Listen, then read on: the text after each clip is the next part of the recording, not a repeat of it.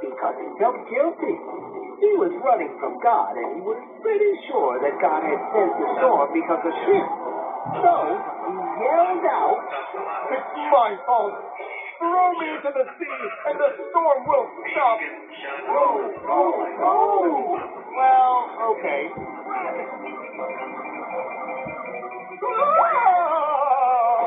So they threw Jonah into the sea, and the storm stopped.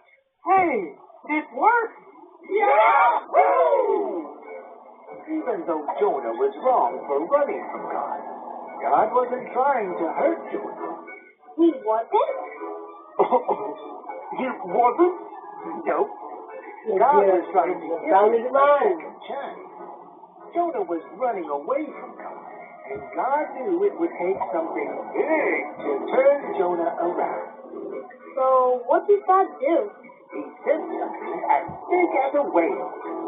You've got to be kidding! And the whale swallowed him up. Oh, my. So I guess that's the end of the story. Not at all. God protected Jonah.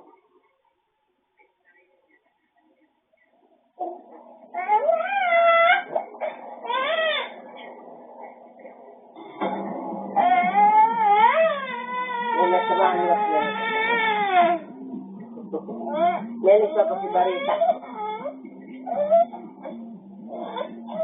Nelis ako si Barita.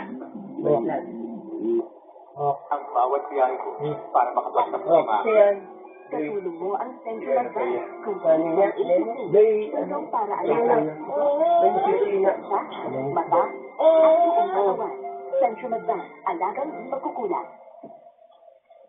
Ang kapitbahay, doon sila nagbuga ng fire extinguisher yung iba doon sa baba. Kaya lang hindi naman makakapasok dahil nga malakas na yung usok. Tulong-tulong na nagbadi-badi ng tubig para mapula yung apoy.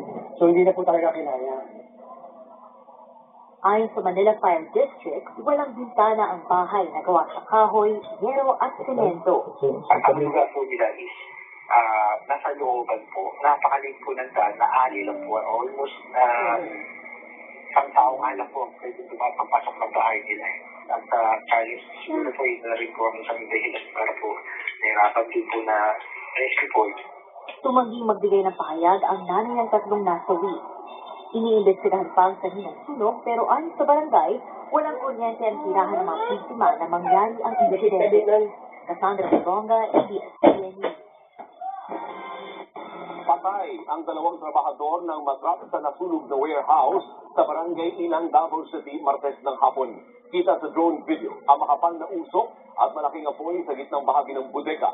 Nakilala mga biktimang sina Gian Subla at Riel Mansing. Tumagal ng 2 oras ang pagapula sa sunog at umabot sa mahigit 8 milyong piso ang halaga ng pinsala nito. Inaalam pa ng Bureau of Fire Protection ang sanhi ng sunog. Sugatan ng isang traffic enforcer sa Santa Maria, Bulacan matapos pong salpukin ng mini MPV habang nagmamando ng trapiko Martes ng umaga. Yan ang CCTV patrol ni Jeff Kapara. Abala sa pagmamando ng traffic ang enforcer na ito sa intersection ng Barangay Bagbagin, Santa Maria, Bulacan, mag-aalas 10:30 ng umaga noong Martes. Nasa gitna ng yellow box ang biktima nang mahagip sa CCTV ang isang mini MPV na mabilis ang takbo papunta sa kanyang direksyon. Pero imbes na iwasan ng enforcer, dire-diretso sa pag-arurot ang sasakyan at sinalpok ang biktima.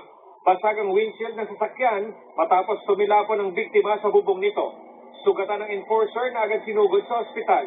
Ayon sa pulisya, pabalik na sana ng Quezon City ang driver ng sasakyan nang mangyari ang insidente. Taga Quezon City siya at meron lang daw siyang pinuntahan dito sa bayan po ng Santa Maria. Ang sinasabi niya po siya rin talagang inaantok na raw po siya sa biyahe at nagulat na lang daw po siya at nabangga niya yung traffic enforcer. Kasama rin umano ng suspect sa sasakyan ang kanyang kasintahan at pinsan. Samantala, nananatili sa ospital ang biktima. Okay naman po, in stable condition na po yung ating traffic enforcer. As of this time, sir, may mga test pa po na ginagawa po sa kanya. Maharap sa kasong reckless imprudence resulting to serious physical injury ang suspect na nasa kustodiya na ng Santa Maria